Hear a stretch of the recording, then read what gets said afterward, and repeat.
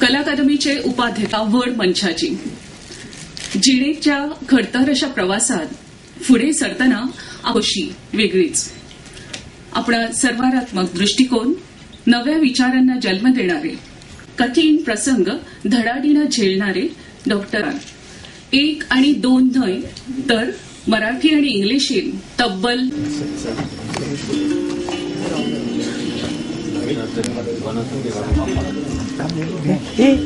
शुभंकर ह्या काव्यसंग्रहासाठी श्री परेश नरेंद्र लाभिंग साहित्य अकादमीचो पुरस्कार. ह्या पुरस्काराच्या रूपान जैतिवंताक फावो जाता शाल, यादस्तीक, प्रमाणपत्र आणि 25,000 रुपया.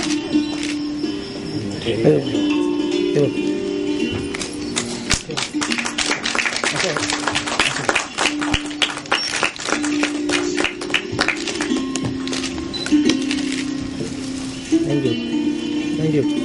जरा थांब तिकडे. सेट कला अकादमी या पुरस्काराच्या बरोबर मान्यवरांना दिलेला असा.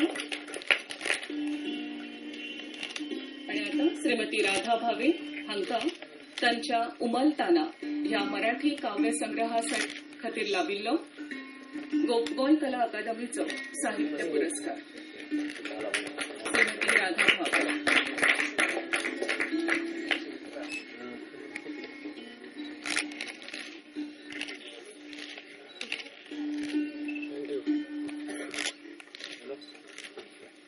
जरा वन सेकंड आज सोडा तुम्ही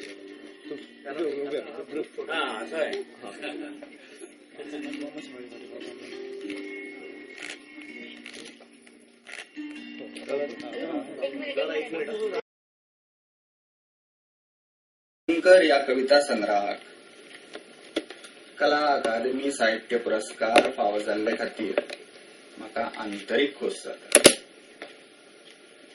ते निमतान साहित्याच्या संबंधातल्या म्हणजे चिंतन हांव तुमचे कडेन शेअर करपाक सोदतां. म्हाका दिसता फाटली 22 वर्सां जाली हांव सातत्यान कविता बरयतां. म्हाका ते येतात अशें जाय जाल्यार म्हणूं येता. अळंग, गर्भखोल, शुभंकर आणि आता नवीन कविता संग्रह येतलो चित्रलिपी.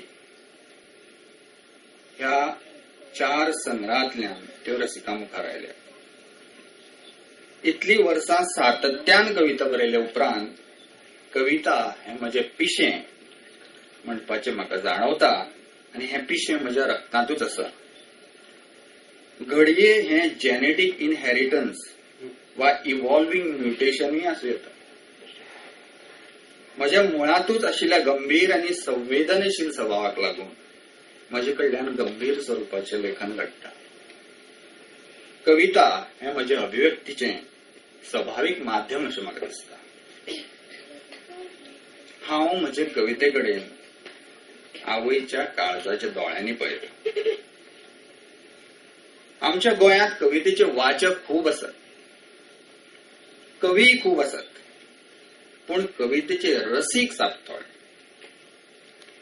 तातूंत म्हजे कवितेचे रसीक तर सामकेच थोडे. खंयचोय कवी आपलो अणभव कवितेंतल्यान मांडपा खातीर उतरांचो आधार घेता, पूण तो ते कवितेंतल्या उतरांतल्यान उतरां पलतडचे सुचयत आसता. शेकी खंयचेय कवितेंत उतरां येतात ती कवितेचो आशय समृद्ध करपाक. ते नदरेनूच कवी कवितेंत उतरांची मांडावळ करीत आसता. खासा कवीक लेगीत एकदां आपल्या कवितेंतले एक उतर हालोवंक मेळना इतलो टोटॅलिटीन कवीन कवितेंतल्या उतरांचो विचार केल्लो आसता. म्हणून सादो वाचक कविता वयले वयर वाचत आसता आनी रसीक वाचपी कवितेंतले एक उतर जगमा भशेन मोव करून गोड करून ते चोखीत आसता. ते खातीर कविता ही रिसेप्टिव्ह मुडातूच वाचपाची आसता, तेन्नाच ती बरे तरेन समजता. म्हजी एखाद्री कविता रसिकाक जेन्ना भिडटा भावता, ती कविता ताच्या खोल काळजा मेरेन पावता तेन्ना त्या रसीक वाचप्याचो तो आनंद चोच आसता. मागीर कवितेचे रसीक, साहित्यकार, कलेचे आस्वादक हांचे फोन येतात, चिठी येतात. कवितेविशींच्यो तांच्यो प्रतिक्रिया कळटात, तातूंतल्यान चर्चा झडटात, विचारांक चालना मेळटा, रसिकांची कलेविशींची तळमळ जागरूकताय कळटा.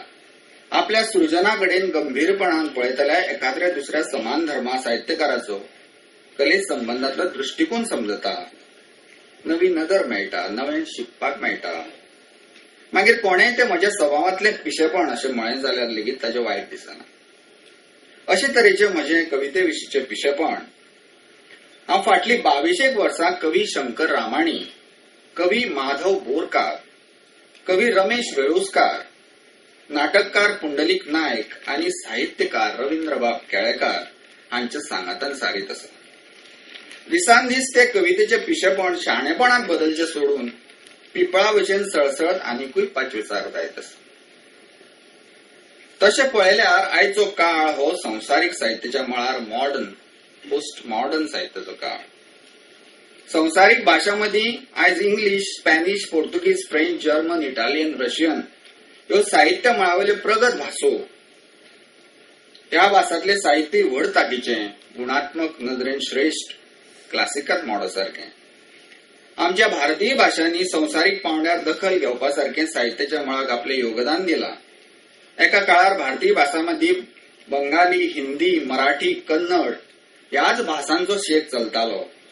ह्याच भासांतले साहित्य चड नामना मेळयताले. पूण आयज काळ बदलला.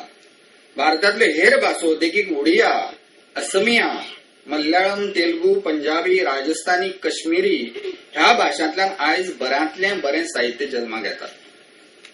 अशा वेळार ह्या भयण भासांच्या खानाक खांदो लावन उबी आशिल्ली आमची कोंकणी भास आयच्या युगाची नवी आव्हानां पेलपाक खंयच कमी पडपाक जायना. एक साहित्यकार म्हणून कोंकणी भास आपणाकडल्यान साहित्य निर्मणीच्यो कसल्यो अपेक्षा बाळगून आसा आनी आपणे आपले भाशेक कसले तरेचे साहित्यीक योगदान दिवपाची गरज आसा ते साहित्यकारांनी वळखूंक जाय. साहित्याविशींच्या चिंतनांनी घुसपून दर एकल्याची अस्वस्थताय तर आनिकूय वाडीक लागूंक जाय. आमची अल्पसंतुष्ट, आत्मसंतुष्ट वृत्ती गळून पडून दिसान दीस चडान चड असमाधानूच आमच्या वाट्याक येवंक जाय. अस्वस्थताय हो दर एका सृजनशील लेखकाक, कवीक मेळिल्लो श्राप न्ही तर खरो पुरस्कारूच आसा अशें म्हाका दिसता. हे अस्वस्थतायेचे ट्रान्सफॉर्मेशन सृजनशील साहित्य निर्मिती जावचे खातीर लेखकाक साहित्य साधना गरजेची असता. वाचन, मनन, चिंतन हे साधनेंतल्यानूच साहित्यकारांच्या विचारांक, अणभवाक नवी कासां पडटात, अभिव्यक्तीक नव्यो कोमऱ्यो फुटतात. एका सृजनशील लेखकाक आपले साहित्यीक जिणेक अणभवाची नवी पालय फुटपा खातीर हो रियाज गरजेचो असता. कांय वर्सां फाटीं सुनापरांत ह्या कोंकणी दिसाळ्यांतल्या नामनेचे साहित्यीक दत्ता दामोदर नायक कॅट स्कॅन ह्या नांवाचें एक सदर बरयताले. हें सदर हांव खूब बारकायेन वाचतालों. त्या सदरांतल्या एका लेखाचो म्हाका अजूनय उगडास जाता. कोंकणीतल्या नव्या सृजनशील साहित्यिकांक मार्गदर्शन करपी लेखांत ते म्हणटात, बऱ्या लेखकाक 3 गुणांची गरज असता. 1. क्युरिओसिटी. 2. भुरग्यां भशेन निरागसता, अपरंपार अशें इनोसन्स.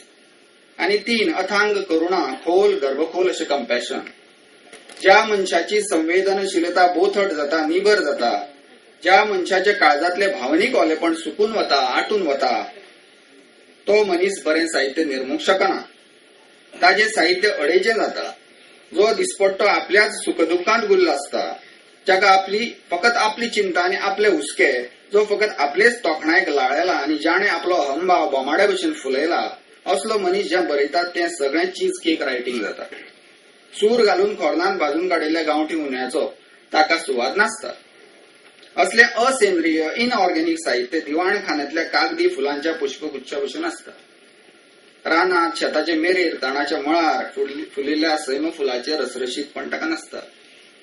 साहित्यात बरोवप्याचे व्यक्तिमत्व दिसूंक जाय. जण एकल्याचे बरोवप म्हणल्यार जण एकल्याच्या व्यक्तिमत्वाची लांब मेरेन पडिल्ली सावळी असता. ह्या संदर्भात मराठीतलो अस्सल कवी तुकारामाच्या साहित्याचे आमी देख घेवंक जाय. तुकारामाच्या वाट्याक केन्ना कसलीच उर्बाय आयली ना. ताका कसलेच पुरस्कार मेळ्ळे ना. आयुष्यभर ताच्या वाट्याक अवहेलनाच आयली. हाल अपेष्टा तरातरांचे भोग दुःखां ताच्या वाट्याक आयली. पूण तो ह्या घडणुकांनी भावलो ना, करपलो ना. ताका आयिल्ले निर्शेणीचे रुपांतर, रात्रंदिना महायुद्धाचो प्रसंग ह्या खरुमाळ्यान भायर आयले. मराठीतल्या ह्या खऱ्या अर्थान विद्रोही कवीक त्या काळावेल्या कर्मठांनी दुर्लक्षित दवरपाचो यत्न केलो, पूण अस्सल अणभवाचे पसरणीन रुजिल्ले ताचे रसरशीत अभंग भंगले ना. ते उज्यांतल्यान तरजून आयिल्ल्या भांगरा भशेन आपल्या निजाच्या तेजान परजळूंक लागले. लोकांचे ओठार काळजांत ते कोरातून उरले. उपरांत संत म्हणून मानून घेवन तुकारामांत पांयजेलांत घालपाचो प्रयत्न जालो. कवी म्हणून कर्मठांनी ताका सोपोवपाचो यत्न केलो, पूण तुकारामाच्या अभंगाची तांक इतली खर आशिल्ली की ती त्या काळाक पुरून उरलीच. त्या उपरांतच्या काळातूय अधिकूच रुजली, वाडली. 16व्या शेंकड्यातल्या तुकारामाच्या अभंगाची अस्सल तांक जाणवली ती 20व्या शेंकड्यातल्या दिलीप चित्रे ह्या मराठी कवीक. कवी दिलीप चित्रे हे स्वतःच एक प्रतिभावंत कवी आशिल्ल्यान तुकारामाच्या शब्द संवेदनाची तळमळ तांकां खरायेन जाणवली.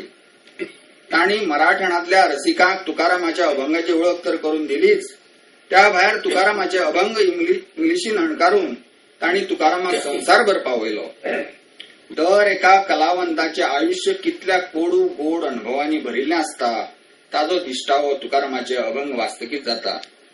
आयज कितल्याशा शेंकड्या उपरांत तुकाराम इमॉर्टल जाला तो ताच्या शब्दजनाक लागूनच. तुकारामाचे कांय वेचीक अभंग कवी रमेश वेळुस्कार हांणी कोंकणीत अणकारल्यात. हे अणकारलेले अभंग वाचतना कवी रमेश वेळुस्कारांच्या प्रतिभेची झलक दिसता. हे खूप मोलाचे आनी म्हत्वाचे काम कवी वेळुस्कारान कोंकणीचे फुडले पिळगे खातीर करून दवरला. कोंकणीत मौलिक साहित्याची दिसान दीस भर पडत वचूंक जाय. त्या भायर हेर भासांतल्या उत्कृश्ट साहित्याच्या अणकाराची कोंकणीत खूप गरज आसा. अशा अणकारांनी कोंकणी बरोवप्यांक रसिकांक दुसऱ्या भाशांतल्या साहित्याची तांक कळटली.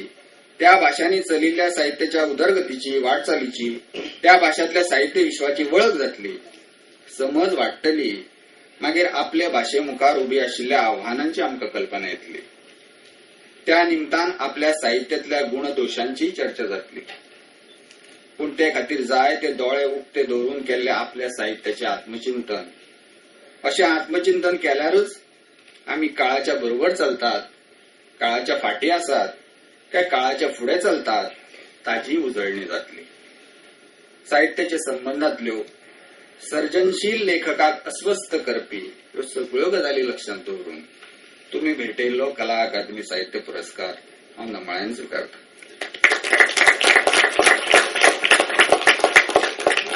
खरं तर जीवनातला कुठलाही आनंदाचा क्षण असो की दुःखाचा, तो शांतपणे मुक्केपणाने स्वीकारण्याकडं माझा कल आहे.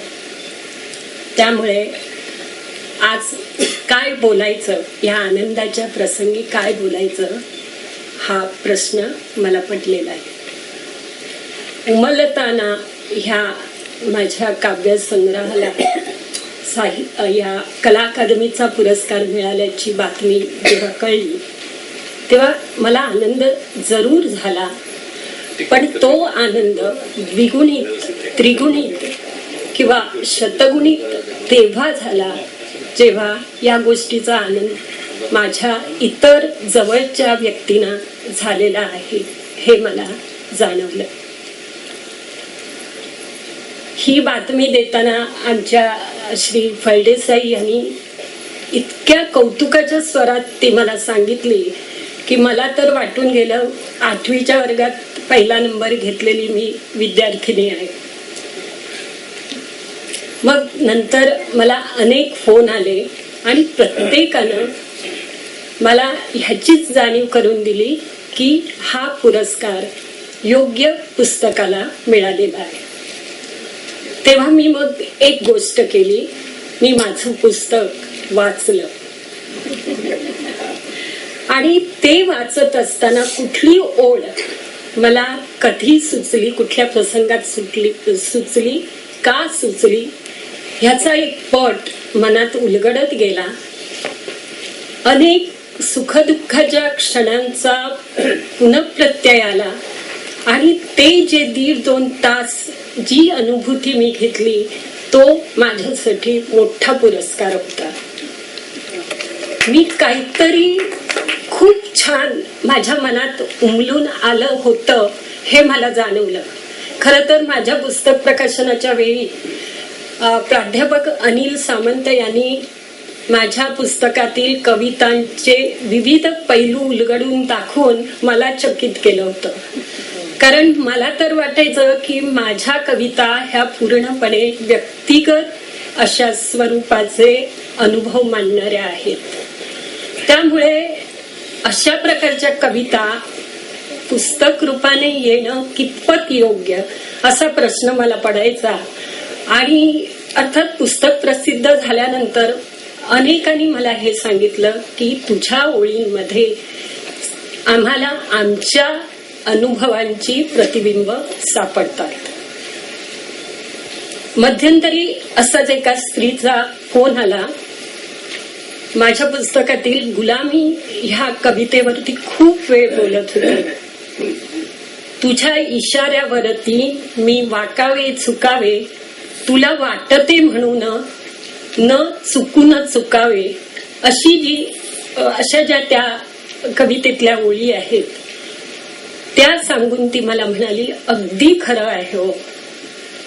असेच एक माझ्या ओळखीचे गृहस्थ एकदा मला विचारायला लागले की रे तुझी अस्वस्थता मी हेरली आहे, मीच ना दारी तुझ्या ती पेरली आहे.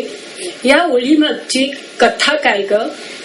मी साहजिकच सांगितलं की आपल्यावर आकृष्ट झालेल्या तरुणाच्या मनातील बेचैनी ओळखलेल्या तरुणीच्या मनाचे ते उद्गार आहेत. तेव्हा ते मला म्हणाले, अगं निवडणुका जाहीर झाल्यानंतर तिकीट वाटपाच्या वेळी उत्सुक उमेदवार आसपास असताना एखाद्या पक्षाच्या अध्यक्षाच्याही मनात असं उमटू शकतं की रे तुझी अस्वस्थता मी हेरली आहे, मीच ना दारी तुझ्या ती पेरली आहे. मला खूप गंमत वाटली. मला एक प्रश्न नेहमी विचारला जातो की तू सरकारी नोकरीत असताना तुझ्या कविता कशा काय टिकल्यात? आणि मी पाठ केल्यासारखं उत्तर पण देते की मी म्हणते मी कविता लिहिते म्हणून मला ही नोकरी जमते. सरकारी कर्मचाऱ्यांविषयी समाजात बरेच गैरसमज आहेत की बहुतेक वेळा काम करण्यापेक्षा ते केल्याचं आव आणणाऱ्या उद्धट बेफिकीर अशा लोकांचा भरणा इथं झालेला आहे. किंवा सरकारी नोकरीत असणाऱ्यांच्या मनाची संवेदनशीलता हळूहळू नाहीशी होत जाते असंही अनेकांचं मत आहे. आणि इतक्या वर्षात माझ्या बाबतीत ही संवेदनशीलता अजून तशी कठीण कशी झाली नाही किंवा ती झाली नाही म्हणून याचं त्यांना कौतुकही वाटतं. तसे तर मलाही खूप प्रश्न पडतात की एखादी गोष्ट सरळपणे सहजपणे करता येत असूनही प्रोसिजर किंवा पेपरवर्कच्या नावाखाली कितीतरी द्राविडी प्राणायाम का करायचा? किंवा सरकारी नोकरीत असलेल्या कर्मचाऱ्यांना त्या वेळेत नेमकं खाजगी काम करण्यात काय आनंद मिळतो? किंवा आपल्या ऑफिस ड्युटीला वेळेत येण्याऐवजी काहीच उशिरा येणं किंवा लवकर निघून जाणं हा आपला हक्कच आहे किंवा तो एक मोठा पराक्रम आहे असं हे लोक का मानतात?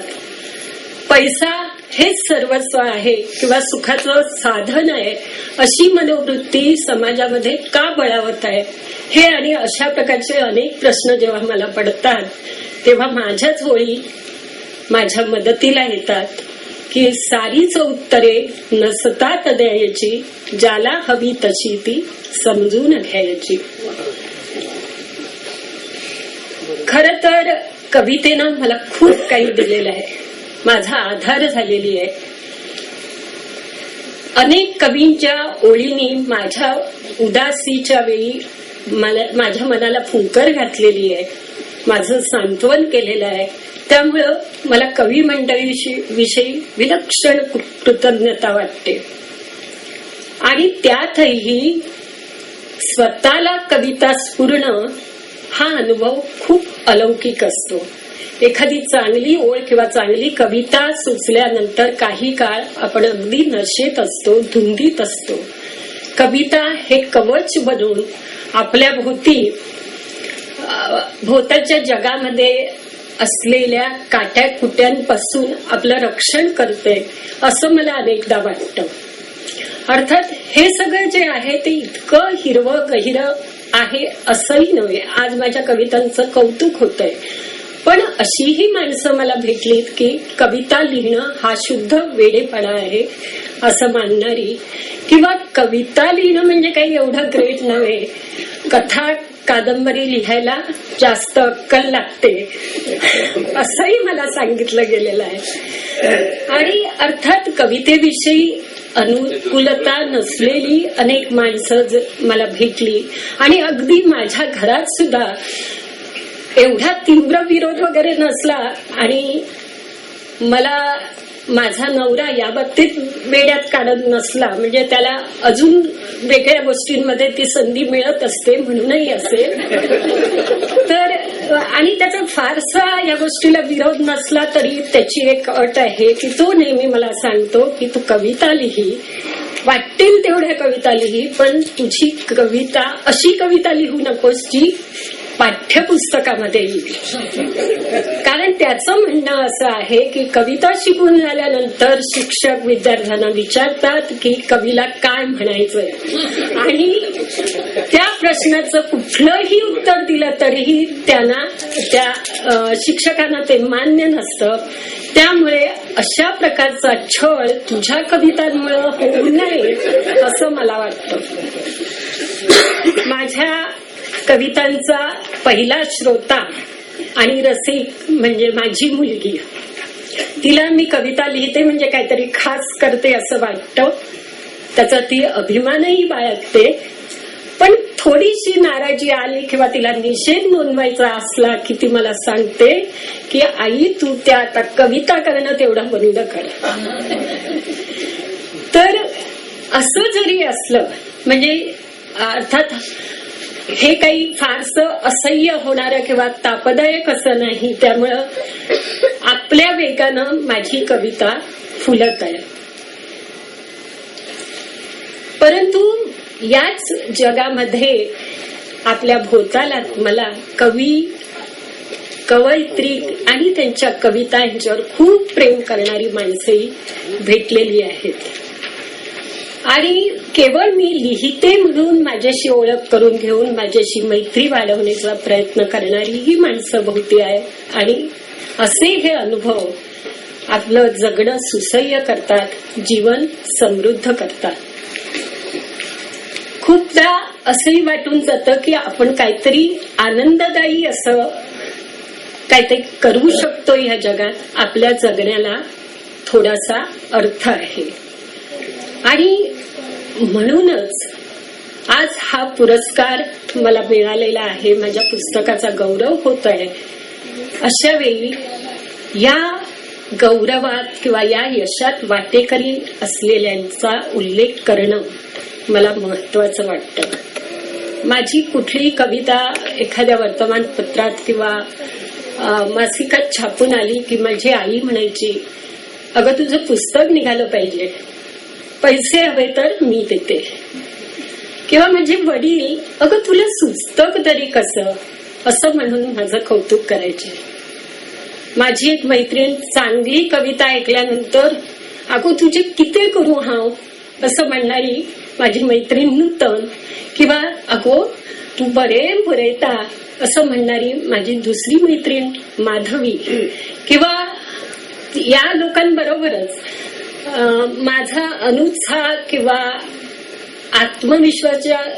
विश्वासाच्या अभावामुळे जे काम कधीच झालं नसतं ते पुस्तक प्रकाशित करण्याचं काम स्वतः पुढाकार घेऊन जबाबदारीनं केलेले बिंब प्रकाशनचे श्री दिलीप बोरकर या सगळ्यांविषयी मला कृतज्ञता वाटते.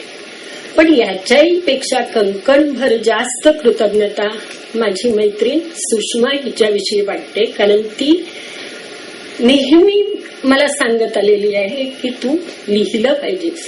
हा तिचा आग्रह आहे, हट्ट आहे.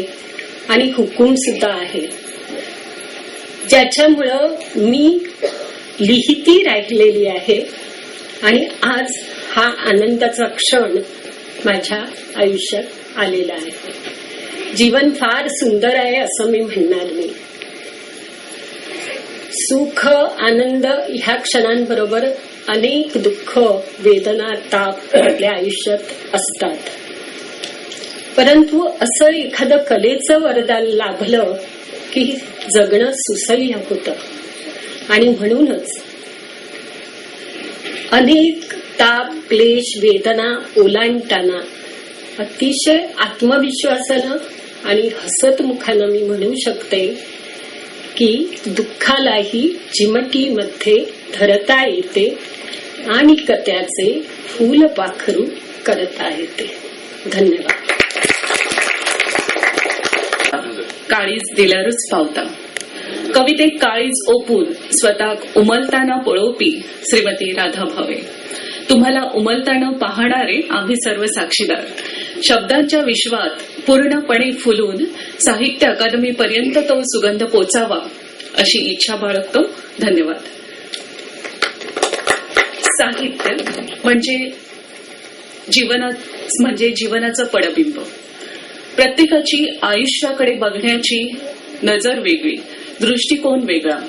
कुणाच्या नजरेत काय कसं आणि किती दिसेल हे पडताळणं कठीण. म्हणूनच जगाच्या बाजारात ज्यादा त्यानं अनुभव विकत घ्यायचा असतो असं श्री अत्रे सुद्धा सांगून गेलेत. आयुष्याचं अप्रतिम असं चित्रण साकारण्याची ताकद जी साहित्यात आढळते ती दुसऱ्या कुठल्याही कलेत मिळणं कठीण असं म्हटलं तर वावगं ठरणार नाही.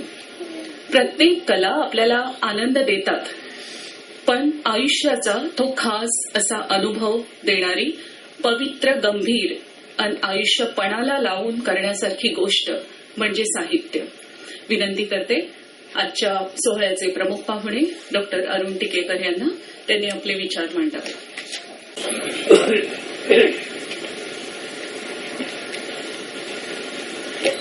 गोव्याचं आणि माझं नातं सुरुवात झाली ती फार गमतीची गोष्ट आहे. आज जी नावं सारखी घेतली जात आहेत, अगदी बाकी बोरकरांपासून आरबी पंडित वगैरे सर्वांची, त्यांची माझी अनपेक्षितपणे पणजीमध्ये भेट झाली. म्हणजे त्याचं असं झालं की मी मुळात घाटावरचा, मूळचे आम्ही टिकेकर म्हणजे रत्नागिरीजवळचं टिके गाव आहे, तिथे कुठले तरी असणार. पण माझे पणजोबा कर्नाटकात गेले, तिथून माझे आजोबा सोलापूर अक्कलकोट त्या परिसरात राहिले. त्यामुळे गोव्याची संस्कृती फारशी परिचित नसल्यामुळे माझी जी पहिल्याच भेटीमध्ये फजिती झाली ती आपल्या समोर सांगतो आणि तिथून मग पुढे सुरू करतो. मी दिल्लीच्या US library of Congress office म्हणून एक संस्था आहे जी अमेरिकन विद्यापीठांसाठी भारतामध्ये प्रसिद्ध झालेली पुस्तकं एकत्र अशी घेते आणि मग त्या विद्यापीठांकडे पाठवते. तिथे मी काही काळ नोकरी केली. मी 35-36 वर्षापूर्वीचा काळ सांगतो. तिथे एक निर्णय झाला की आपण कोकणी भाषेतली पुस्तकं सुद्धा घ्यावी आणि म्हणून त्यातल्या त्यात जवळ मी महाराष्ट्रातला म्हणून मला कोकणात गोव्यात पाठवलं गेलं. गोव्यामध्ये एकापेक्षा एक असे साहित्यिक होते, आरवी पंडितांपासून अगदी रवींद्र केळेकर, मगाशी मनोहरराय सरदेसाई, लक्ष्मणराव सरदेसाई या सगळ्यांची नावं घेतली गेली. ते सगळे त्यावेळेला होते आणि मी प्राध्यापकीय 5-7 वर्ष करून या ठिकाणी गेलो होतो. मला कल्पना नव्हती गोव्याच्या संस्कृतीची. त्यामुळे मी एक या सर्वांना पत्र पाठवून एके ठिकाणी बोलवलं आणि ते चुकीच्या वेळी बोलवलं. म्हणजे दुपारी 3 वाजता बोलवलं. कारण मला असं वाटलं की हे लांबून लांबून येणार, त्यांना परत जायला संधी मिळावी म्हणून 3 वाजता बोलवलं. सगळ्यांनी व्यवस्थितपणे पुस्तकं कशी कुठे कुठे मिळतील. मग मडगावला गेलो, कोकणी भाषा मंडळात गेलो, बरीचशी पुस्तकं मिळाली. मी देणार काय 3 वाजता आमंत्रण माझं, पण मी आपलं काही खाद्यपदार्थ, चहा आदरातिथ्य करायचं तर एवढंच मला माहित होतं. त्याच्यानंतर जाताना आरवी पंडित मला म्हणाले, तुम्हाला हे कोणी सांगितलं दुपारी 3 वाजता बोलवा? मला कल्पना नाही. म्हणलं लांब लांब राहणारे लोक जाऊ शकतात म्हणून मी त्यांना 3 वाजता, गोव्यात 3 वाजता बोलवत नसतात. आणि साहित्यिक कवीना तर नाहीच नाही, त्यांना संध्याकाळी बोलवायचं असतं आणि मग पुढे काय होईल. असा माझा गोव्याच्या संस्कृतीचा पहिला परिचय झाला. आणि तिथून मुंबईमध्ये गेली 40 वर्ष माझ्या मित्र परिवारामध्ये गोव्याचीच मंडळी जास्त आहेत. कारण माझा विषय जो होता तो कारवारशी परिचित असल्यामुळे, म्हणजे कारवारचा एक जज होता, ब्रिटिश जज, त्याच्याशी बरेच संबंधित असल्यामुळे मी सारखं गोव्यातून पुढे मग कारवारला जायचं, गोवा हे स्टेशन करायचं आणि गाडीला जायचं, परत यायचं. अशा प्रकारे मी केलं. त्यानंतर मात्र ही चूक मी परत कधी केली नाही. तर कोकणी वाङ्मय, कोकणीला स्वतंत्र भाषेचा दर्जा दिल्यानंतर वाद अगदी जेव्हा जोरात चालला होता त्यावेळेपासून मी या भाषेशी परिचित आहे. त्यामुळे मला जवळजवळ 100% हे जे बोलले ते कळलं, परंतु मला बोलता येत नाही याचं वैषम्य वाटतं. ती पुस्तकं अमेरिकन विद्यापीठामध्ये पाठवताना माझ्या एक लक्षात आलं की ही जी गोव्याची भूमी आहे, या भूमीमध्येच काव्य आहे. गोव्यात कवी का जास्त, तर गोव्यामध्ये काहीतरी असं वातावरणात आहे की ज्याच्यामध्ये काव्य आहे. प्लेटोनी आपल्याला माहिती आहे कविता करणाऱ्यांना आपल्या राज्यामध्ये स्थान दिलं नाही, त्यांनी बाहेर काढलं. ही बॅन्ड पोएट्स. का, तर ते कवी समाजाला भेरू बनवतात, टिमिड बनवतात, असं त्याचं म्हणणं होतं. त्यांनी इथे येऊन पाहायला पाहिजे होतं. इथले कवीच स्वातंत्र्य सैनिक झाले आणि त्यामुळे प्लेटो कदाचित गोव्यात आला असता तर त्याने अशा प्रकारचं विधानही केलं नसतं. गोव्यामध्ये अनेक कवी आहेत, म्हणजे कविता करतात, पुस्तकं प्रसिद्ध होतात त्यांची, परंतु इतर जे आहेत ते सुद्धा कवी मनाचेच आहेत, फक्त त्यांना कविता करतायत. असे बरेच लोक आहेत. तरी सुद्धा ह्या प्रसंगी मला 2 कवींचा सत्कार करण्यासाठी बोलवणं, त्याच्यामध्ये गोव्याचा हळूहळू पुणा व्हायला लागला असं मला वाटतं. कारण पुण्यामध्ये ही प्रवृत्ती आहे, मोहन आकाशाने माफ करा, की ज्याचा ज्या विषयाशी संबंध नाही त्याला अध्यक्ष म्हणून बोलवायचा, प्रमुख वक्ता म्हणून बोलवायचा आणि मग त्याची कशी भंबेरी उडते ते तिथे बसून बघायचं, त्याच्यात आनंद घ्यायचा. पण मी आपल्याला एक सांगू इच्छितो, मी ही प्राध्यापकी 5-7 वर्ष केलेली आहे. त्यामुळे प्राध्यापकासारखं या दोन्ही कविता संग्रहांचं रसग्रहण करून नाना प्रकारचे त्याच्यात कन्स्ट्रक्शन, डिकन्स्ट्रक्शन, पोस्ट मॉडर्निझम वगैरे शब्द आणून मी गांगडून आपल्याला टाकू शकेल, परंतु तसं मी करणार नाही. याचं महत्वाचं कारण असं की कविता ही एकट्यानं अनुभवायची गोष्ट आहे असं माझं मत आहे. भावगीत जसं आपल्याला 4 चौघात आपण ऐकतो, परंतु एकट्यानं ऐकल्यानंतर त्याची जी गोडी कळते किंवा ते कळतं, अनुभवायला येतं, तसं काहीतरी कवितेचं आहे. म्हणून आपणच ह्या कविता अनुभवाव्यात. फक्त 1-2-3 गोष्टी मी आपल्याला सांगू इच्छितो. मी जेव्हा म्हटलं की गोव्यामध्ये वातावरणातच कविता आहे, आपण या दोघांच्याकडे बघा. एक आहे औषध तज्ञ, फार्मासिस्ट, आणि दुसरे आहेत पुरातत्व विषयाच्या प्रमुख. पण कविता करण्याचं त्यांनी सोडलेलं नाही. निवड समितीचं मला विशेष अभिनंदन करावं असं वाटतं. याचं कारण गोव्याच्या 2 काव्यपीठाचे 2 प्रतिनिधी एकाच वेळी निवडून त्याने एक असं संतुलन साधलं.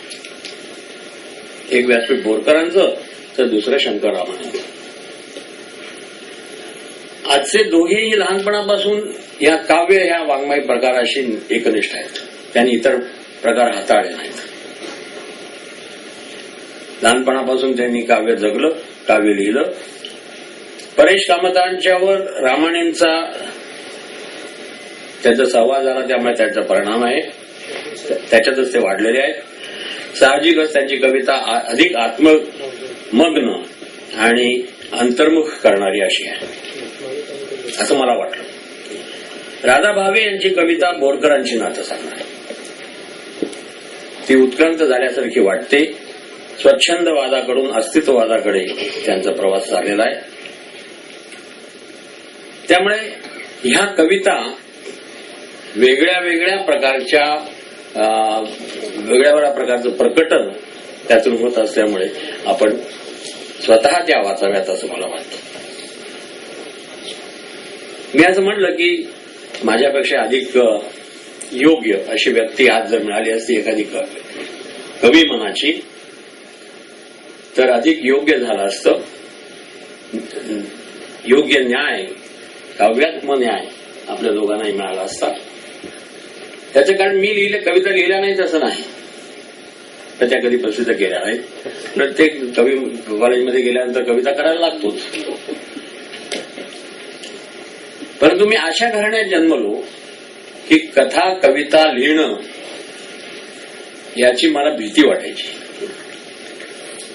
आज अनेकांना माहिती नसेल की सत्यकथेमध्ये मी कथा लिहिलेली आहे. एखादी कथा सत्यकथेसारख्या नियतकालिकात छापून आली तर मनुष्य 4 इंच 1 महिनाभर तरी हवेत चालेल. आणि मी गिरगावात राहत असूनही सारखा त्या महिनाभर असा दबलेल्या अवस्थेत राहायचा. याचं कारण माझं घराणं हे पत्रकारांचं आणि इतिहासकारांचं. मी काकांकडे राहत होतो मुंबईत. मला वाटलं काका सत्यकथा वाचत नसावेत. कथा छापून आली, मी घरात ती लपवून ठेवली का सत्यकथा, तरीही त्यांना ती मिळाली. आणि एक दिवशी मला समोर बसून त्यांनी प्रचंड लेक्चरबाजी केली की एक लक्षात ठेव, काव्य तरी लिही किंवा कथा तरी लिही किंवा इतिहास तरी. या 2 वेगवेगळ्या मेंटल मेकअप्स आहेत. त्यामुळे मला तेव्हापासून कथा वगैरे हा प्रकार सोडून मी वेगळ्या ह्याच्यात गेलो. आणि कुणी जर आज दलित संशोधन केलं असं मला कोणी म्हटलं तर मग त्याच्यावर टीका करण्याचा मला मोह. दलित संशोधन असं काही प्रकार नसतो. संशोधनाची बाज वेगळी, संशोधनाचा बाज वेगळा आणि कवितेचा वेगळा. पुढची सर्व वर्ष मी तो बाज जपत असल्यामुळे आज 2 कवींचा सत्कार माझ्याकडून होतोय. हा खऱ्या अर्थानं माझा सत्कार झाला असं म्हणायला हरकत नाही. काव्य हे भाषा प्रेम शिकवतं. मला आठवतं की मी सोलापूरचा मूळचा, सोलापूरची पुढे टिकेकरवाडी माझ्या आजोबांनी वसवली. माझ्या घराजवळच महाकवी बेंद्रे राहायचे. आम्ही शाळेत असताना मला कल्पना नव्हती हे महाकवी आहेत आणि ते एवढे मोठे कवी आहेत. पण त्यांना मी दुपारी 12 वाजता रस्त्यामध्ये असे लांब केस असायचे, एक जब्बा आणि धोतर. कानडीला आपल्याला माहिती आहे की त्या कानडी भाषेमध्येच एक प्रकारचं म्युझिक आहे जसं कोकणीमध्ये आहे. एकदा MP डेगे आम्हाला म्हणाले होते की सावंतवाडीपर्यंत आलं की आपल्याला वाटतं की तिथली जी माणसं आहेत ती भांडत असतात सारखी. पुढे आलं म्हणजे ती खरं प्रेमाने बोलत असतात. आणि पुढे आलं गोव्यात की ते प्रेमाने भांडत असतात, पण ते काहीतरी असं मधुर काहीतरी त्यांचा संवाद चाललाय असं वाटायला लागतं. त्या भाषेमध्येच एक प्रकारचं हे असतं. तर बेंद्रे दुपारी 12-1 वाजता उन्हामध्ये नाचत जाताना मी पाहिले त्या कवितेच्या ट्रान्समध्ये म्हणूया. त्यांना अगदी सुरुवातीच्या काळामध्ये ज्ञानपीठ अवॉर्ड मिळालं. पण त्याची गंमत सांगतो भाषाबद्दलची. माझे जे प्रोफेसर, एक प्रोफेसर पुजारी म्हणून होते, ते मराठीचे प्राध्यापक होते, पण त्यांची मातृभाषा होती कानडी. आणि हे बेंद्रे, द.रा. बेंद्रे म्हणून महाकवी, त्यांची मातृभाषा मराठी आणि ते झाले कानडीचे महाकवी. हे सांस्कृतिक नातं हे कसं असं इतकं गुंफून गेलेलं आहे, तसंच इथे आहे. मराठी भाषेचे कोकणी कवी आणि कोकणी भाषेचे मराठी कवी. मी नाव कशाला घ्यायला पाहिजे, बोरकरांपासून सुरुवात करता येईल. तर काव्य हे भाषाप्रेम शिकवतं आणि दुसऱ्याच्या भाषेची हेटाळणी जो करतो, द्वेष जो करतो, तो कवी मनाचा असेल पण तो कवी होऊ शकत नाही असं मला वाटतं. काव्याबद्दल मी ह्याच्या समोरही बसले असतील कवी बरेच, इथे काव्याबद्दल मी बोलणं हे योग्य होणार नाही, म्हणून काव्याबद्दल इथेच थांबतो. पण 19व्या शतकाचा मी थोडा जो अभ्यास केला भाषेच्या अंगानं, त्याबद्दल आपल्या समोर थोडंसं सांगतो. आज मी येण्यापूर्वी श्रीमती भावे यांचं काव्यसंग्रह अगदी शांतपणे वाचला आणि मला वाटलं की 19व्या शतकामध्ये जे वाद झाले ते वाद आपण किती प्रगती करत करत पुढे येऊन ते सगळे बंद करून राहिले. आपल्याला फार गमतीचा एक किस्सा सांगतो. मी मुंबई विद्यापीठाचा इतिहास लिहिलेला आहे. 1875 साली युनिव्हर्सिटी स्थापन झाली 57 साली. 1875 साली खरसेजी नावाच्या एका बेळगावच्या पोस्टमास्टरनं विद्यापीठाला एक पत्र लिहिलेलं मला युनिव्हर्सिटी आर्काइव्ह मध्ये बघायला मिळालं. त्यात त्यांनी युनिव्हर्सिटीला असा प्रश्न विचारला होता की माझी मुलगी मॅट्रिक्युलेशन परीक्षेला बसू इच्छिते, तिला बसण्याची परवानगी आहे का? तोपर्यंत विद्यापीठाला एखादी मुलगी मॅट्रिक्युलेशन परीक्षेला बसेल असं मनात सुद्धा आलं नव्हतं. ज्या माउंट स्टुअर्ट इन्स्टिट्यूशनला आपण द्रष्टा राज्यकर्ता वगैरे असं म्हणतो, त्याचं एक मिनिट ऑन एज्युकेशन म्हणून जे आहे प्रसिद्ध सुप्रसिद्ध, त्याच्यामध्ये महिलांच्या शिक्षणाविषयी काहीही नाही. 1854 साली एक वुड्सचा खलिता, वुड्स डिस्पॅच म्हणून एज्युकेशनवरचं टिपण आहे, त्यातही महिलांच्या शिक्षणाचा उल्लेख नाही. म्हणजे मुलींना शिकवलं जात होतं, शाळा होत्या, पुरुषांनीच काढलेल्या शाळा होत्या, पण त्यात काय शिकवलं जायचं आपल्याला माहिती आहे. आतापर्यंत SNDT विद्यापीठ जी डिग्री द्यायची त्याला GA म्हणायचे, BA नाही. GA म्हणजे गृहीतागमा. लग्न झाल्यानंतर सासरी त्याला जे जे उपयोगी पडेल, शिवणकाम, भरतकाम, काय जे असेल ते, स्वयंपाक करणं वगैरे, ते शिकवलं जायचं. म्हणजे स्त्री ही पुरुषा इतकीच हुशार आहे हे मान्यच समाज करत नव्हता. डॉक्टर भांडारकरांच्या सारखे जे समाज धुरीण होते त्यांनी काही गोष्टी ज्या स्पष्ट केल्या, त्यांचं एक वाक्य असं आहे, by keeping our women in ignorance we have wasted half our intelligence and resources. मग समाज विचार करायला लागला आणि 1875 साली या खडसेजी नावाच्या माणसाने युनिव्हर्सिटीला पत्र लिहिलं आणि विद्यापीठानं जे उत्तर लिहिलेलं आहे ते इतकं गमतीचं आहे की it is beyond the jurisdiction of the University of Bombay to decide whether a girl can appear for matriculation exam. विचारच झालाच होता तोपर्यंत. आणि 75 साली असं उत्तर देऊन सुद्धा तिथे जे समाज धोरण होते त्या समाज धोरणाला वाटलं की आपण हे काय उत्तर देऊन बरोबर नाही केलं, काहीतरी चुकतंय. पण युनिव्हर्सिटी नियमांमध्ये बदल करायला पुढची 7 वर्ष लागली आणि 1882 साली विद्यापीठानं आपला कायदा बदलला आणि त्यात असं म्हटलं की wherever he is mention it also include she. कारण म्हणजे शी इन्क्लूड सी. आणि मग अशा तऱ्हेनं कॉर्नेलिया सोराबजी नावाची पुण्याची डेक्कन कॉलेज मधलीच एक मुलगी, पहिल्यांदा त्यावेळेला अंडर ग्रॅज्युएट होत होतं कॉलेज, परीक्षेला बसली आणि ती 1888 साली पहिली महिला ग्रॅज्युएट मुंबई विद्यापीठातून बाहेर आली. त्यानंतर पुढे जे काय झालं आपण बघत गेलात तर आज आपल्या लक्षात येईल की तरल भावना सुद्धा पकडण्याचं तंत्र, प्रतिभा आज महिलांनी दाखवलेली आहे. आपल्या समोरच उदाहरण आहे. सगळ्या क्षेत्रामध्ये महिला पुढे जाते पुरुषांच्या बरोबरीने. म्हणजे जे आपल्या समाज पुरुष होते त्यांनी हे जर केलं नसतं तर जरा पंचायतच झाली असती आपली. सगळ्यांनी त्यांचं ऋणी राहायला पाहिजे. त्यात पुढचा थोडासा एक भाग सांगतो आणि मग नंतर इतर समाज काही वेगळे नव्हते. त्या कॉर्नेलिया सोरमजी बीएला पहिली आली, 1888 झाली. पण विद्यापीठ नियमात बदल करताना एक विसरली. मुलगी एकदम परीक्षेला बसेल ती पहिलीच येईल असं त्यांना कल्पनाच नव्हती ना. त्यामुळे त्यांनी त्या कॉर्नेलिया सोरमजीला सांगितलं तू पहिली आली खरी, पण पुरस्कार म्हणजे पारितोषिक आणि स्कॉलरशिप हे फक्त मुलांसाठी आहेत, मुलींसाठी नाहीत. आणि हिला तर लंडनला जायचं होतं लॉ कायद्याचं शिक्षण घ्यायला. मग तिने टाइम्स ऑफ इंडियामध्ये एक पत्र दिलं की मला जायचंय पण मला विद्यापीठ स्कॉलरशिप देत नाहीये.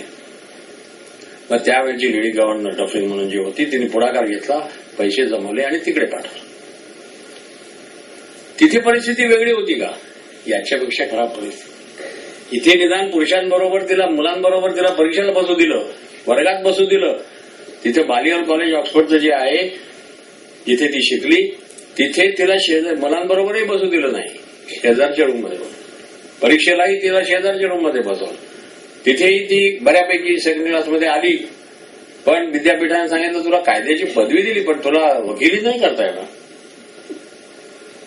आपण कुठल्या अवस्थांमधून गेलेलो आहोत ही अवस्था मी आपल्याला सांगतो.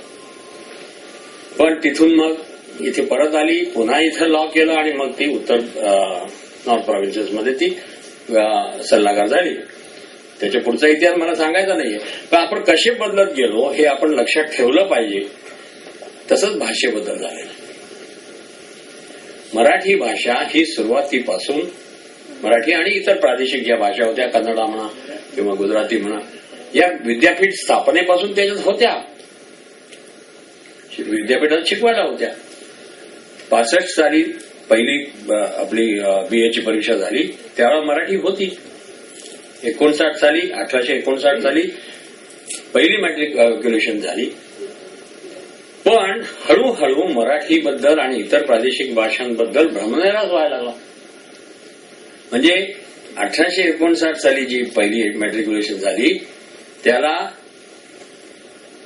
122 विद्यार्थी बसले. त्यातले 110 नापास झाले आणि त्यातले 90 मातृभाषेत नापास झाले.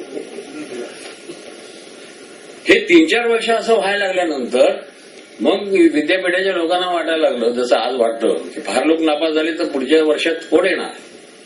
म्हणून मग ग्रेस मार्क 1 द्यायचा, मग एक ग्रेस मार्क दिला म्हणजे किती पास होतील, जागा किती आहेत कॉलेजेसमध्ये, असं करावं लागतं.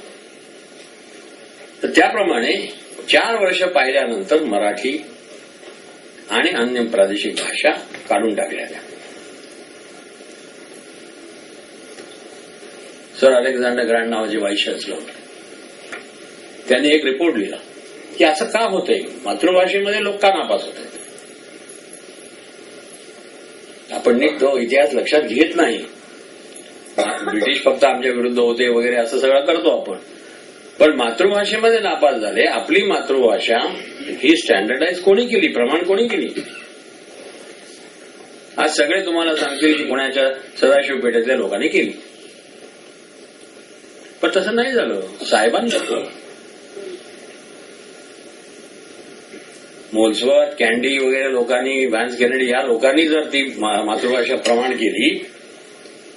आता त्या परीक्षेला बसणारे कोण होते?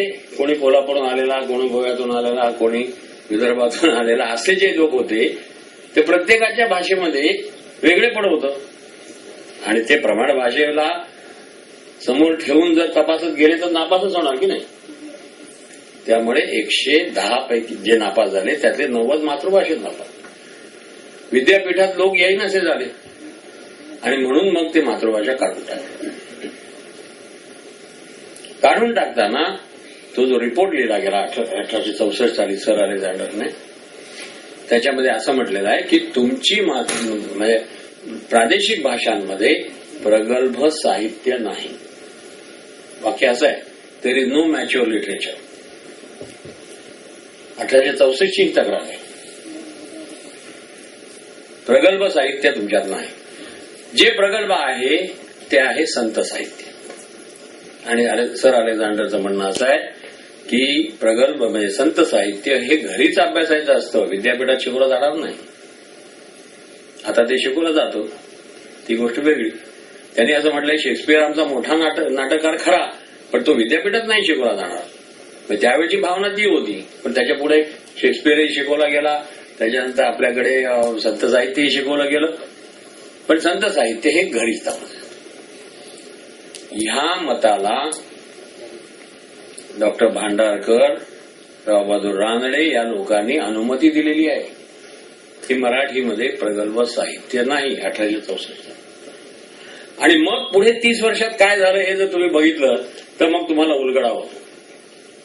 वक्तृत्वोत्तेजक ग्रंथोत्तेजक सभा काढल्या गेल्या, अनुवादांना पुरस्कार दिले गेले, विविध प्रकारच्या ग्रंथालयांना महत्व दिलं गेलं, साहित्य संमेलन सुरू झालं. हे सगळं रानडे आणि त्या लोकांनी केलेलं आहे. आणि 1894 साली म्हणजे 30 वर्षानंतर रानड्यांनी तसाच रिपोर्ट लिहिला आणि मग सांगितलं आता आमच्याकडे एवढे इतिहास झालेले आहेत, एवढी चरित्र झालेली आहेत, एवढी आत्मचरित्र आहेत, एवढ्या कथा कादंबऱ्या आहेत. आता आमचं साहित्य बऱ्यापैकी प्रगल्भ झालेलं आहे. त्यामुळे आता तुम्ही मराठी आणि इतर प्रादेशिक भाषा पुन्हा चालू करा. तरीही पुन्हा चालू करताना 7-8 वर्ष लागली.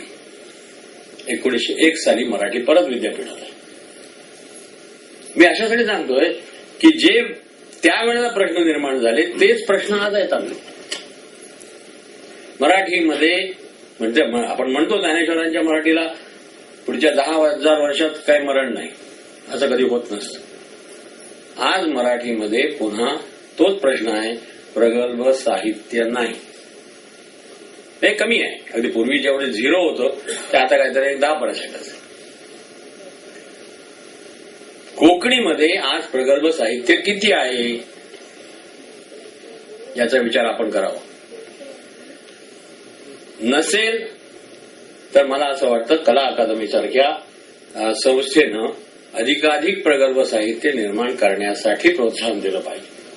आणि प्रगल्भ साहित्य याचा अर्थ सर्व क्षेत्रामध्ये साहित्य निर्माण झालं पाहिजे. ते जर झालं नाही, फक्त एकाच क्षेत्रामध्ये आपली वाढ झाली तर ते चालणार नाही. त्यांनी प्रगल्भ साहित्य होऊन ज्ञानभाषाही होणार नाही. वाचक, तुम्ही वाचकाची फिकीर करू नका. आज वाचक नसेल, उद्या येईल.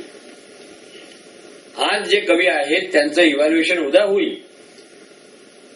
पुन्हा ते होत असतं. आज जो मोठा कवी आहे तो उद्या मोठा ठरेलच असं नाही. आज आपण बघितलं तर फडके, खांडेकर हे वाचले जात नाहीत. ते कृत्रिम वाटतं ते लेखन. पुन्हा म्हणजे जसं यांनी मगाशी सांगितलं कामतांनी की तुकाराम पुन्हा आणावा लागला.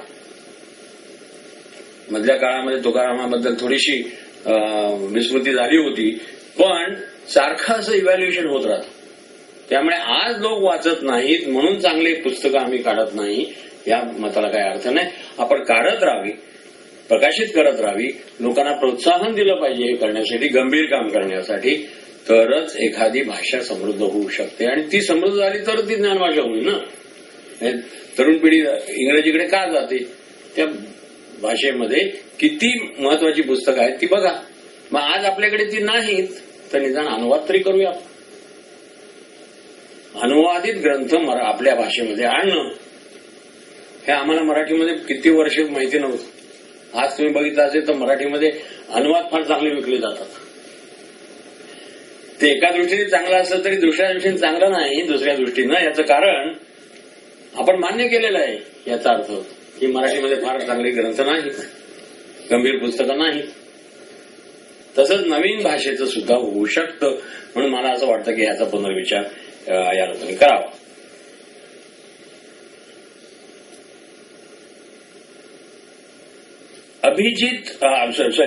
अभिजात वाङ्मयाचं परिशीलन करणं, अभ्यास करणं हे संस्कृतीचं निदर्शक आहे.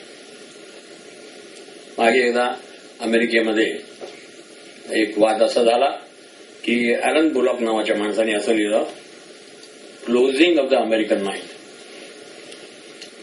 Closing of the American mind याचा अर्थ जी आज आपली प्रोसेस तीच आहे की अमेरिकन माणूस हा हळूहळू विचार करेन असा झालाय. आणि त्याचं कारण त्यांनी असं दिलं होतं की अभिजात साहित्याचा अभ्यास थांबलेला आहे. विद्यापीठामधून अभिजात साहित्य काढून टाकलं गेलं. जे आज आपल्याकडे चालू आहे व्यावसायिक शिक्षण.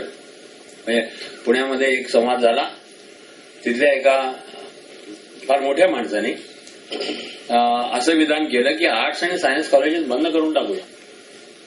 का? तर म्हणजे त्यातून आपल्या विद्यार्थ्यांना काहीही कौशल्य नवं मिळत नाही.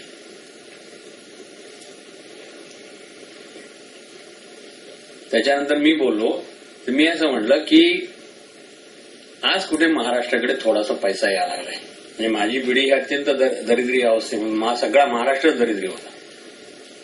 आज कुठे थोडा पैसा यायला लागलाय, तो पैसा खर्च करायचा कसा हे शिकवणार कोण आम्हाला?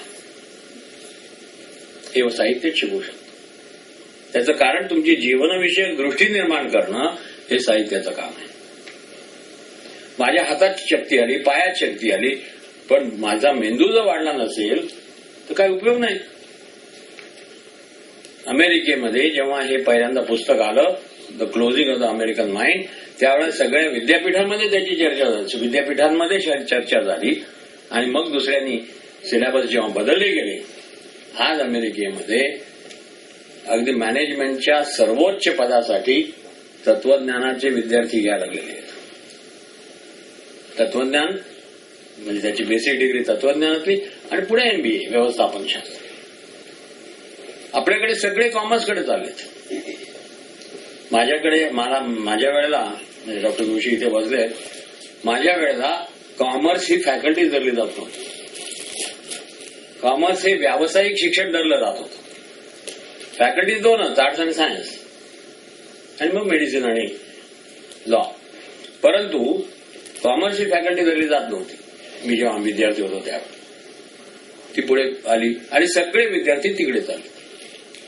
त्याचं कारण व्होकेशनलायझेशन, व्यावसायिक शिक्षण देणारं ते शिक्षण, असा मांडण्याकडे आज आपली प्रवृत्ती आहे.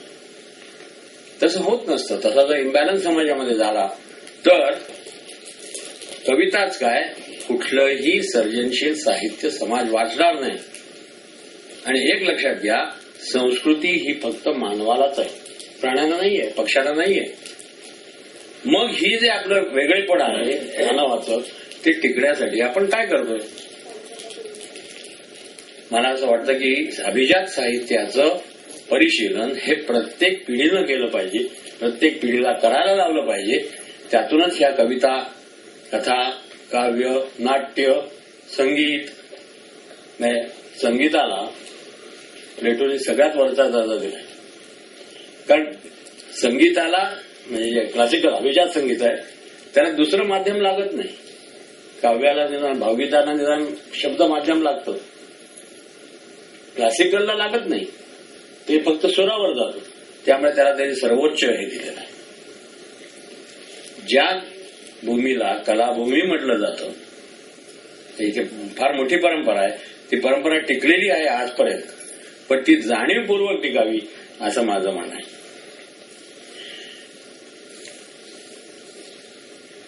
काव्य जेव्हा लिहिलं गेलं त्याचे वेगवेगळे प्रकार, ते आम्ही त्याच्याबद्दल बोलणार नाही. हे स्थळ नाही मला जे बोलायचं आहे ते. पण प्रगल्भ साहित्य निर्माण होणं एखाद्या समाजामध्ये, त्यासाठी काय कुठल्या प्रकारची वातावरणाची आवश्यकता असते? विविध क्षेत्रामधले लोक जेव्हा आपल्या व्यवसायासंबंधी विचार करायला लागतात, त्या विचारामधून त्यांचं जे एक तंत्र तयार होतं, शास्त्र तयार होतं, त्या शास्त्रामधून तो परिपोष संस्कृतीचा होतो. काल अण्णा हजारेंचं हे झालेलं सर्वांनी पाहिलं. समाज एकदा चिडला म्हणजे काय होतं. वेगळ्या वेगळ्या जे सिद्धांत मांडले गेले त्यातला एक सिद्धांत असा आहे की वेन कल्चर डिक्लाइन्स आर्ट फ्लरिशेस. बरोबर हा आपल्याला विरोधाभासाचा वाटतो प्रकार. वेन कल्चर डिक्लाइन्स जे आज झालेलं आहे, सगळीकडे संस्कृतीचा अपकर्ष चालू आहे प्रत्येक क्षेत्रामध्ये, म्हणजे भ्रष्टाचार हा त्यातला एक भाग आहे. वेन कल्चर डिक्लाइन्स आर्ट फ्लरिशेस, म्हणजे युद्ध काळामध्ये पेंटिंग ही सगळ्यात चांगली होतात असा एक सिद्धांत.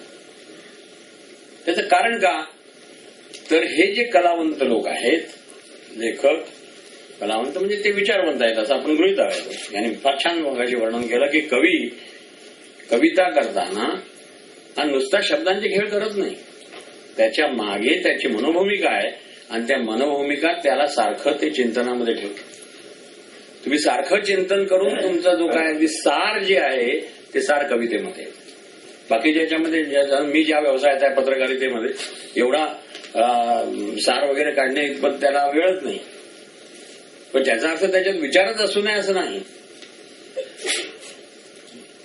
कल्चर जेव्हा संस्कृतीचा जेव्हा अपकर्ष होतो त्यावेळेला विविध क्षेत्रातली मंडळी आपापल्या माध्यमातून अत्यंत शांतपणानं सायलेंटली बंड करून उठतात. आज प्रेम कविता लिहिणारा कवी हा उद्या लोकांना काय म्हणूया उत्तेजित करणारी कविता लिहू शकतो. सुरेश भटाकडे बघा ना, तर अशी कविता त्याला लिहिता आली पाहिजे. याच्यासाठी तो बंड करून उठला पाहिजे सायलेंटली, म्हणजे त्यासाठी तलवार घ्यायला नको. पहिला भाग आपला झाला, दुसरा झाला नाही. आज आपले जे विचारवंत आहेत ते सगळे शहामृगाप्रमाणे जमिनीत मान खुपसून बसलेत. त्याचं कारण ते सुद्धा मतलबी झालेले आहेत. यातूनच तो बंडाचं वातावरण तयार होईल आणि एक एक कलावंत एक एक कवी हा बंड करून उठेल आणि मग सर्व समाज स्वच्छ होईल. साहित्यिकाची भूमिका ही अशी असली पाहिजे, विचारवंताची भूमिका ही अशी असली पाहिजे. आणि म्हणून मला असं वाटतं की ज्या कविता गंभीरपणे लिहिणारे लोक आहेत त्यांच्यावर एक प्रकारची सामाजिक जबाबदारी. आज ती परिस्थिती राहिलेली नाही, ती जबाबदारी ते स्वीकारत नाहीये. कवीच फक्त नव्हे, कवी, लेखक, विचारवंत, प्राध्यापक, वकील, डॉक्टर या सगळ्यांच्यावरती जबाबदारी आहे. आणि जर समजा असं झालं तर काय होऊ शकतं हे 2 दिवसापूर्वीच आपण पाहिलं. सगळा समाज एनर्जाइज झाला. तसं होण्याची आज भरपूर गरज आहे. म्हणून कवी, लेखक या लोकांना समाजानं मान द्यावा, त्यांचा सन्मान करावा, या भावनेमधून हे सगळे पुरस्कार दिले जातात. तर या दोघांचं मी पुन्हा एकदा अभिनंदन करतो आणि सत्कार करण्यासाठी मी पात्र नव्हतो तरी सुद्धा मला इथे बोलवलं आणि माझे शब्द ऐकवण्याची संधी दिली, त्याबद्दल मी कला अकादमीचा आभार मानतो. धन्यवाद. सरदारजींचे 12 भजे तसे गोवेकरांचे 3 भजे करून टाकले डॉक्टर टिकेकरांनी. मी असं म्हणेन की शब्दांशी आमच्या ब्लॅक बॉक्समध्ये नेहमीच सगळे कार्यक्रम रंगतात असं सगळे लोक म्हणतात आणि त्यातल्या त्यात साहित्यावरील कार्यक्रम तर नेहमीच रंगतात. आजचाही कार्यक्रम याला अपवाद नाही. अरुण टिकेकर किती जरी सांगत असलं की मी या अध्यक्ष इथे प्रमुख पाहुणा म्हणून का आलो मला कळत नाही, पण त्यांचं सगळंच भाषण ऐकल्यानंतर मला वाटतं त्यांना आम्ही का निवडलं याचा प्रत्यय आपल्याला आलेला असेल.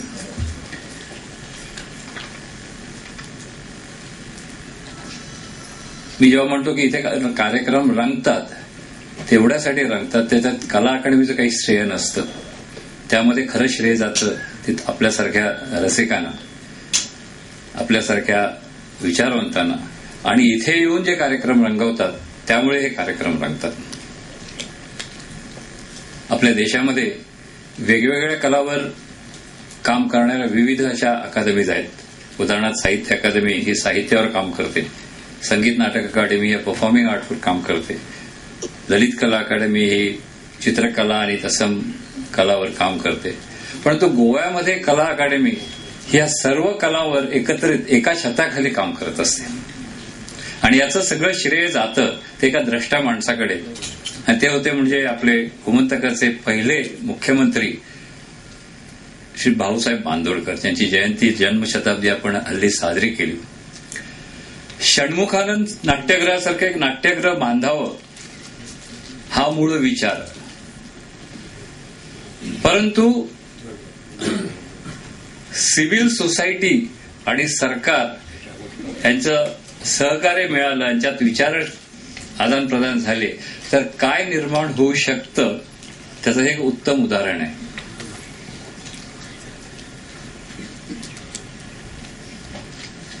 भाऊसाहेब बांदोडकरांनी याची पायाभरणी केली.